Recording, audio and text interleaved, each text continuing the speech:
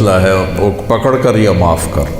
اور یا اللہ عیسیٰ علیہ السلام نے کہا تھا ان تعذبہم فإنہم عبادک وإن تغفر لہم فإنک انت العزیز الحکیم، یا اللہ تو معاف کر تیری مرضی، پکڑ کر تیری مرضی، چوائس دے دی۔ وہ کہا یا اللہ میں صرف ایک ہی بات کرتا ہوں، امتی امتی، میں یہ نہیں کہتا ہوں کہ پکڑ یا چھوڑ، میں کہتا ہوں معاف کر معاف کر معاف کر۔ اور آپ کی دھاڑیں نکل گئیں تو جبریل آئے، اللہ نے بھیجا، میرے حبیب آپ کیوں رو رہے ہیں؟ اللہ کو تو پتہ تھا کیوں رو رہے ہیں، آپ تک بات پہنچانی تھی کہ جبریل مجھے میری امت کا غم رلا رہا ہے، ہم پیدا بھی نہیں ہوئے تھے اور وہ ہمارے لیے رو رہے تھے۔ تو کوئی گنجائش ہے کہ امن کے طریقے کو چھوڑ کر کسی اور طرف ہے؟ نیا سال آ گیا ہے، سال تو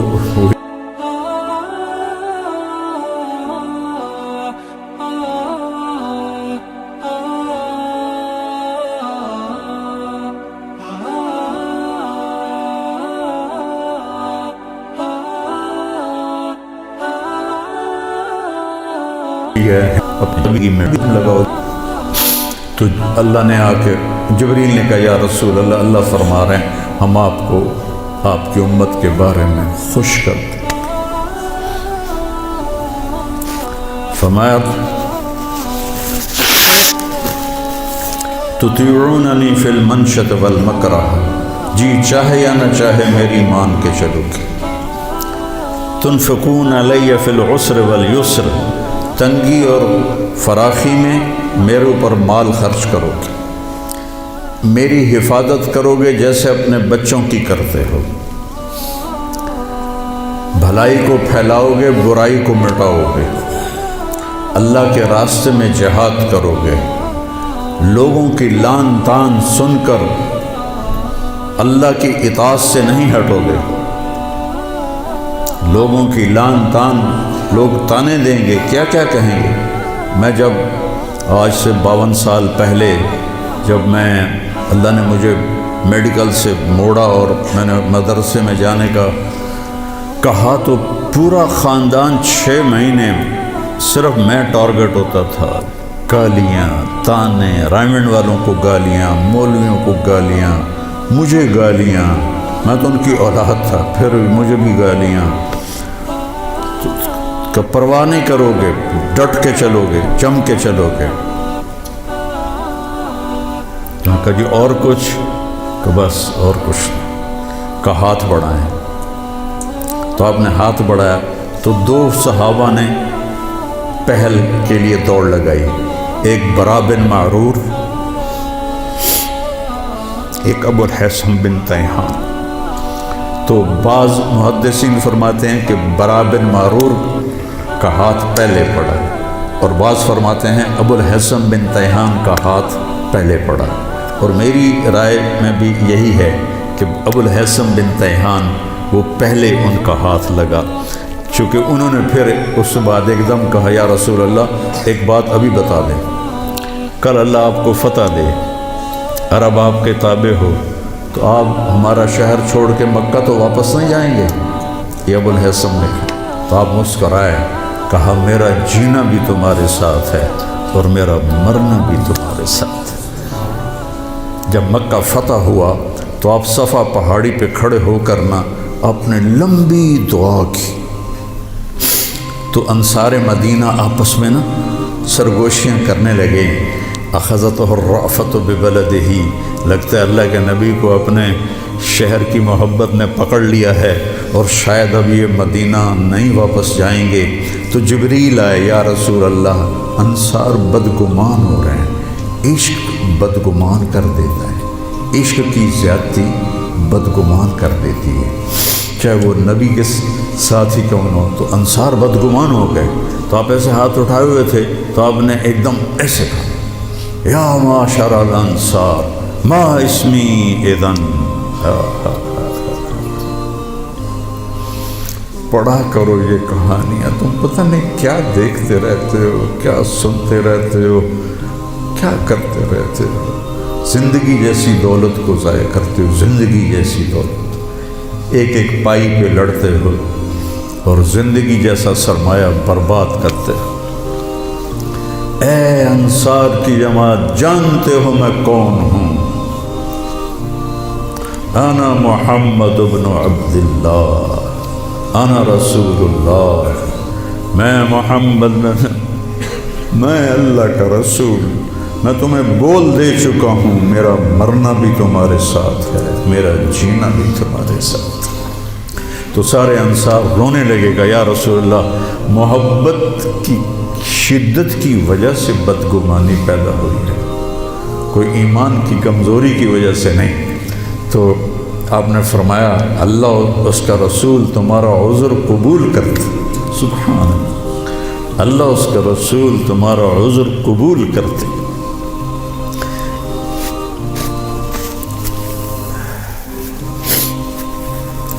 تو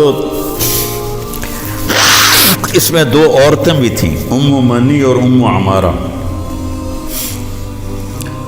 تو وہ آئیں ہاتھ بڑھانے، تو ہم نے کہا نہیں، تمہاری بیعت زبان سے۔ تو عبداللہ بن رواحہ کھڑے ہو گئے، یا رسول اللہ حملہ کر دیں مکے پر؟ جوان تھے، حملہ کر دیں؟ کہا نہیں نہیں نہیں نہیں نہیں، ابھی نہیں، بس خاموشی سے چلے جاؤ اپنے اپنے خیموں میں۔ شیطان یہ سارا دیکھ رہا تھا، اس نے مینا کی پہاڑی پہ اعلان کیا، قریش کے سرداروں، تمہارے خلاف یثرب والوں نے سازش کر دی۔ تو جو آواز گونجی تو وہ سارے ایک دم اکٹھے ہو گئے، تو انہوں نے یثرب کے سرداروں کو بلایا، یہ سارے نوجوان تھے، سارے۔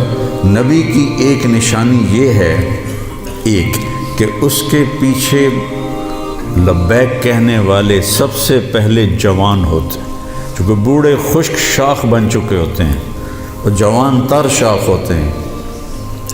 تو انہوں نے سرداروں کو بلا لیا، یہ تم نے کیا کیا، ہمارے خلاف سازش کی ہے؟ کہ اللہ کی قسم ہمیں پتہ ہی کوئی نہیں، ایسے تمہارے کان بج رہے ہوں گے، ایسا کوئی قصہ نہیں۔ ان کو پتہ ہی نہیں تھا، پیچھے پیچھے نیچے نیچے نوجوانوں نے یہ سارا قصہ بنایا تھا۔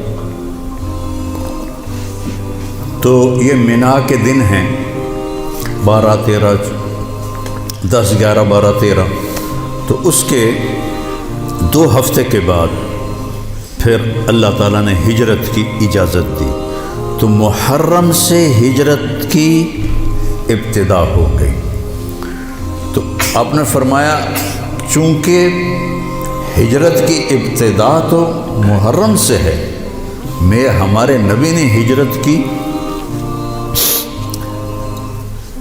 سفر میں جا کر، 27 سفر، تو ہم ہجری شروع کریں گے وہاں سے، اور سال شروع کریں گے محرم سے، کہ محرم سے ہجرت کی ابتدا ہوئی تھی، اور حاجی حج کر کے واپس جاتے ہیں تو محرم پہلا مہینہ بنتا ہے۔ تو لہٰذا ہمارا جو سال بنا وہ بنا محرم سے شروع ہوگا، اور اس کی جو سال کی جو انتہا ہے، ابتدا، وہ ہجری سے ہوگی۔ اور صحابہ اجازت لے رہے تھے، جا رہے تھے، ابوبکر صدیق نے اجازت مانگی تو آپ نے انکار کر دیا، تو کہا یا رسول اللہ میں آپ کے ساتھ جاؤں گا؟ آپ نے کہا ہاں۔ حضرت عمر رضی اللہ عنہ نے اجازت مانگی، آپ نے دے دی، تو حضرت عمر رضی اللہ تعالیٰ عنہ نے زرہ پہنی، تلوار سجائی، اور بیت اللہ کا طواف کیا، اور جہاں سارے قریشی بیٹھے تھے وہاں کے کھڑے ہو گئے، کہا بھائی جو یہ چاہتا ہو کہ اس کی بیگم بیوہ ہو جائے، بچے یتیم ہو جائیں، تو یہ میں مکہ چھوڑ کے جا رہا ہوں، جس مائی کے لال میں طاقت آئے اور مجھے روک کے دکھائے۔ ایک بھی نہیں اٹھا، ایک بھی نہیں اٹھا، سارے سہم گئے، دبک گئے۔ میرے نبی سے زیادہ دلیر تھے حضرت عمر، آپ چھپ کے گئے۔ حضرت عمر کا فعل سنت نہیں بننا تھا، میرے نبی کا فعل سنت بننا تھا۔ کمزوری کے وقت میں کیا کرنا ہے ہمیں طریقہ سکھانے کے، ورنہ جبریل ایسے براق پہ بٹھاتے اور جا کے مدینے اتار دیتے۔ امت کو سبق دینا تھا، جب تم کمزور ہو تو پھر اس وقت تم نعرے بازی نہ کرو، اپنی طاقت کو حاصل کرو۔ نعروں سے بھی کبھی کوئی قوم فتح ہوتی اور بد دعاؤں سے بھی کبھی کوئی قوم برباد ہوتی، ہمارے جیسوں کی بد دعائیں۔ تو اپنی اصلاح کمزوری کے وقت میں وہ کرو جو میرے نبی نے کر کے دکھایا۔ کمزوری کے وقت میں وہ نہ کرو جو بدر میں انہوں نے کر کے دکھایا۔ اس وقت سارا باطل ہم پر چھایا ہوا، ہمیں تو ایک جہاز کا پرزہ بھی بنانا نہیں آتا، تو وہ کتنے بے وقوف ہوں گے جو کہیں ہم ان کو یہ ذرا پرزہ دے ہوئے جو توڑو تے ہی بم سٹنا ہے۔ کیا خیال ہے دیں گے وہ؟ جب تک ہم اپنے وسائل پہ، جب تک ہم اپنے علم میں، دیکھو چائنا والوں نے جا کے انگلینڈ میں علم نہیں سیکھا، امریکہ میں علم نہیں سیکھا۔ ہمارا ہر محکمہ، چاہے وہ فوج ہو چاہے وہ سول ہو، امریکہ جا رہے ہیں، انگلینڈ جا رہے ہیں سیکھنے کے لیے۔ ارے دشمن بھی کبھی سکھائے گا کچھ؟ ہم خود تراشتے ہیں منازل کے سنگ میل، ہم وہ نہیں ہیں جن کو زمانہ بنا گیا۔ جاپان نے کوئی جا کے انگریزی سیکھی تھی، چائنا نے انگریزی سیکھی تھی۔ انگریزی سیکھنا کوئی منع نہیں ہے، ایک زبان ہے، سیکھو، لیکن اس کو بڑائی اور عزت کا معیار بنا لینا کیا ظلم و ستم ہے یارو۔ اپنے علم میں خود مختار بنو گے، اپنی طاقت حاصل کرو گے، اللہ سے تعلق بڑھاؤ گے، پھر نعرے لگاؤ۔ ایسے زندہ باد مردہ باد کیا فضولیات، مسجدوں میں اتنا شور مچ جاتا ہے، زندہ باد مردہ باد۔ حضرت عمر رضی اللہ تعالیٰ نے دیکھا 2 آدمی مسجد نبوی میں اونچی اونچی بات کر رہے تھے، تو آپ نے ایک کنکر اٹھایا اور ان کو ایسے پھینکا، جب ان کے سامنے گرا تو انہوں نے مڑ کے دیکھا تو حضرت عمر نے ایسے اشارے سے بلایا مسجد نبوی میں، تو وہ آ گئے، کہاں سے آئے ہو؟ کہ یہ طائف سے۔ کہ اگر تم مدینہ کے ہوتے تو مار مار کے تمہارے چہرے میں خونی کر دیتا، تم نبی کی مسجد میں اونچی آواز سے بول رہے ہو۔ یہاں یہ ساری مسجدیں مسجد نبوی سے جڑی ہوئی ہیں، بیت اللہ سے جڑی ہوئی، ان میں نعرے کبھی زندہ باد کبھی مردہ باد، یہ کیا امت نے طریقہ اپنا لیا ہے۔ سلطان عبد المجید نے جب مسجد نبوی بنائی، جو سیکنڈ لاس تھا ترکی بادشاہ، تو اس نے ساری دنیا سے کاریگر بلائے، ان کو استنبول میں ایک بستی میں ٹھہرایا اور کہا اپنے ہر ہنر والا اپنے بچے کو حافظ بنائے اور اپنا ہنر سکھائے۔ تو سب نے ایک ایک بچہ حافظ بنایا، اپنا تعمیراتی ہنر سکھایا، تو 3000 حفاظ اور کاریگر تیار ہوئے۔ ان کو سلطان عبد المجید نے مدینہ بھیجا اور انہوں نے مسجد نبوی کی تعمیر شروع کی۔ سارا ہر پتھر پہ قرآن پڑا ہوا ہے، جو پرانی مسجد ہے، اور جب کوئی پتھر رکھتے تھے اور وہ تھوڑا بڑا ہوتا تھا، اس کے مطابق نہیں ہوتا تھا تو وہاں نشان لگاتے، وہاں بھی تراش سکتے تھے تیشے کے ساتھ، نشان لگاتے۔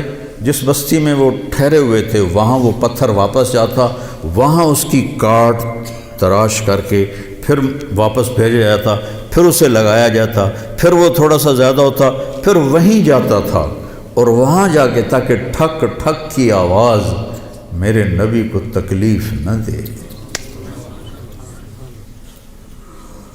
میرے نبی تو اپنی قبر میں زندہ ہیں تاکہ ان کو تکلیف نہ ہو، تو پھر اس کو واپس لا کے پھر جوڑا جاتا تھا۔ ایسے ہی بیت اللہ بنا، وہ جو پرانا اب انہوں نے گرا کے نیاب کر دیا، تو ہر پتھر پہ قرآن پڑھا گیا ہے، ہر پتھر پہ، اور مسجد کا ادب ایسا تھا۔ پھر اس کے بعد یہ نئی مسجد، ہر سال میں جاتا تھا، میں دیکھتا تھا وہ کاریگر سگریٹ پی رہے ہوتے تھے، دھواں اڑا رہے ہوتے تھے، اور ساتھ تعمیر کر رہے ہوتے تھے۔ نہ وہ عشق میں رہیں گرمیاں، نہ وہ حسن میں رہیں شوخیاں، نہ وہ غزنوی میں تڑپ رہی، نہ وہ خم ہے زلف ایاز میں، وہ زمانہ ہی بدل گیا، وہ مسلمان آئے عشاق گئے وعدہ فردہ لے کر، اب انہیں ڈھونڈ چراغ رخ زیبا لے کر۔ تو ہمیں قمری سال دیا گیا، اس کی وجہ مجھے سمجھ آئی 2014 میں جب میں ناروے گیا، اور ناروے میں ہے اینڈ آف دا ورلڈ، شمال میں and of the world Norway میں ہے، میں وہاں گیا۔ اس علاقے میں 2 مہینے سورج نکلتا نہیں اور 2 مہینے ڈوبتا نہیں، تو کیلنڈر جو شمسی ہے وہ فیل ہو جاتا ہے، رات ہے لیکن سورج نکلا ہوا پتہ نہیں دن ہے یا رات، دن ہے سورج نکلا ہوا پتہ نہیں دن ہے یا رات ہے۔ تو کئی علاقے ہیں ایسے اوپر شمال میں جہاں سورج کا کیلنڈر فیل ہو جاتا ہے۔ تو 3 گھنٹے کا اوسلو سے جہاز تھا، آگے 5 گھنٹے کا موٹر کا سفر تھا، 8 کلومیٹر کی سرنگیں تھیں، اور پھر آخری بستی مچھیروں کی تھی، وہاں سے پھر 1.25 گھنٹہ آگے موٹر کا سفر تھا۔ تو جب ہم وہاں پہنچے تو وہ جون جولائی سورج ڈوبتا نہیں، 1 اگست کو ڈوبنا شروع کرتا ہے، اور ہم 4 اگست کو پہنچے، اور شروع میں بس 1 تاریخ کو ایسے ڈوبتا ہے ایسے نکل آتا ہے، پھر 2 کو تھوڑا سا وقفہ کرتا ہے، 3 کو تھوڑا سا وقفہ کرتا ہے۔ 4 اگست کو 20 منٹ کی رات تھی، چونکہ میں 4 اگست کو گیا ہوں مجھے یاد ہے، 4 اگست کو 20 منٹ کی رات تھی، اور ہم وہاں پہنچے تو ابھی ہم نے مغرب بھی پڑھنی تھی، عشاء بھی پڑھنی تھی، اور سورج نکلنے سے پہلے فجر بھی پڑھنی تھی۔ تو یہ ایک انوکھا واقعہ میرے ساتھ آیا ہے جو شاید ہی کسی اور کے ساتھ پیش آیا ہو، یا میرے ساتھ جو ساتھی تھے وہاں میں بھاگا، اور ریلنگ تھی اس کے ساتھ کھڑے ہو کر میں نے اذان دی۔ مجھے اللہ کی مخلوق کو 2 دفعہ دیکھ کے ہیبت طاری ہوئی۔ ایک ماؤنٹ ایورسٹ کو دیکھا کہ وہ پوری طرح ننگا تھا، چوٹی خالی تھی، دیکھ کر میں بالکل گم ہو گیا، جس کے کیل اتنے بڑے ہوں وہ اللہ کتنا بڑا ہوگا۔ اور ایک وہ جب میں اینڈ آف دی ورلڈ پر پہنچا تو اس کا وہ منظر دیکھ کے میں گم ہو گیا۔ میں نے اذان دی، ٹھنڈی ہوا چل رہی تھی، تو میں نے قبلہ دیکھنا چاہا تو چاند سامنے چمک رہا تھا، سورج فیل ہو گیا تھا، چاند چمک رہا تھا۔ تو آج سمجھ میں آیا کہ اللہ نے ہمیں چاند کا کیلنڈر کیوں دیا ہے، کہ میرا نبی سارے زمانے کا نبی ہے۔ جہاں سورج نہیں نکلتا اور جہاں سورج کئی مہینے نہیں ڈوبتا، اگر وہاں کوئی مسلمان ہیں تو دن رات کا حساب کیسے لگائیں گے؟ چاند کو دیکھ کر۔ میں نے چاند دیکھا، واہ واہ ابھی رات کھڑی ہے، تو وہ قبلہ فٹ کیا، مغرب کی نماز پڑھی۔ مغرب عشاء اکٹھے پڑھنا تو مسافر کے لیے جائز ہے باقی ائمہ کے نزدیک۔ تو پہلے مغرب پڑھی، پھر عشاء پڑھی، پھر ساتھ ہی میں نے فجر کی اذان دی۔ ہاں عشاء پڑھی، ایک وتر پڑھنا بھی سنت ہے، تو میں نے کہا بھائی آج ہکو وتر پڑھو کدیں فرض نہ نکل جاوے، تو ایک وتر پڑھا۔ پھر میں نے فجر کی اذان دی، ٹک ٹک ٹک ٹک 2 سنتیں پڑھی، پھر والعصر انا اعطینا سے میں نے فرض نماز پڑھائی، اور بیٹھے ہی تھے کہ سورج آ کے السلام علیکم۔ تو وہاں جا کے مجھے یہ بات سمجھ میں آئی کہ اللہ نے ہمیں چاند کا کیلنڈر کیوں دیا ہے۔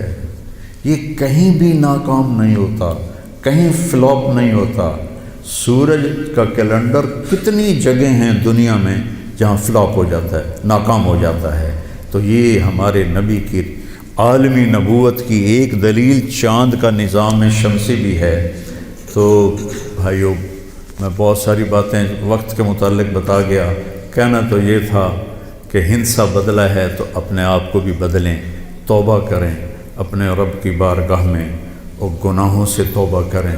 پتہ نہیں کب عاصم کی طرح کس کو موت اٹھا کے لے جائے، تو نہ جانے بلا لے پیا کس گھڑی، تو کیا کیا کرے گی کھڑی دن کے دن، نہ جانے بلا لے پیا کس گھڑی، پتہ نہیں کب موت کا ڈنکا بج جائے۔ تو بھائیو، اس سے پہلے توبہ کرو، اپنے رب کی بارگاہ میں جھکو، فرائض ادا کرو، 5 نمازیں پوری پڑھو، جھوٹ نہ بولو، سچ بولو، دھوکہ نہ دو، دیانتداری سے چلو، بدکاری نہ کرو، نکاح کرو، یہ نشے نہ کرو، حلال پیو، حلال کھاؤ، حرام نہ کماؤ، حلال کماؤ، ماں باپ زندہ ہیں تو ان کے آگے اف بھی نہ کرو، بیوی بچوں سے حسن سلوک رکھو، روب جمانا نہیں، ماں باپ سے کہتا ہوں اولاد کی عزت کرو، اولاد کو عزت دو، انہیں ڈانٹ ڈپٹ سے نہ چلاؤ، پیار سے چلاؤ۔ اولاد سے کہتا ہوں ماں باپ کے آگے اف بھی نہ کرو کہ وہ تمہاری جنت ہیں، وہ تمہاری جنت کے دروازے ہیں، اور اپنی کمائیوں میں حلال رکھو۔ ایک دوسرے سے لڑے ہوئے ہو تو صلح کر لو، کہ اللہ پاک کو آپس کا لڑنا بالکل پسند نہیں ہے۔ اور اب یہ سیاست کا بازار گرم ہو رہا ہے، یہ نیری منافقت ہے، منافقت کے سوا کچھ نہیں ہے، اس سے دور ہی رہو تو اچھا ہے۔ اور اگر کہیں کوئی سیاست کا کسی کو شوق ہے تو پھر اپنے مخالف کی بدخوئی نہ کرے، اس کی برائی نہ کرے، اس کو گالیاں نہ دے، اس کو برا بھلا نہ کہے، ورنہ اپنی آخرت خراب کرو گے۔ یہ ایم این اے ٹکے بک رہے ہیں تو ان کی کیا حیثیت؟ آج کل کے وزیروں کو کون پوچھا؟ وزیر اعظم کو کوئی نہیں پوچھتا تو وزیروں کو کس نے پوچھنا؟ جب میں لاہور پڑھتا تھا تو مغربی پاکستان ہوتا تھا ایک صوبہ، اور اس کا گورنر تھا امیر محمد خان اکیلا، اور پورے مغربی پاکستان کے 11 وزیر تھے۔ ان کا روب بھی تھا، ان کے پاس پاور بھی تھی، ان کا پروٹوکول بھی تھا، وہ دیانتدار بھی تھے۔ کیا کریں؟ اپنے اوپر ہی روئیں، آنسو بہائیں۔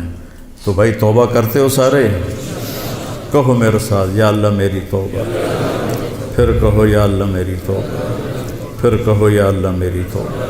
انشاءاللہ ہماری توبہ قبول ہوگی، اور اگر کبھی ٹوٹ جائے پھر توبہ کر لینا، اللہ پھر معاف کر دے گا انشاءاللہ۔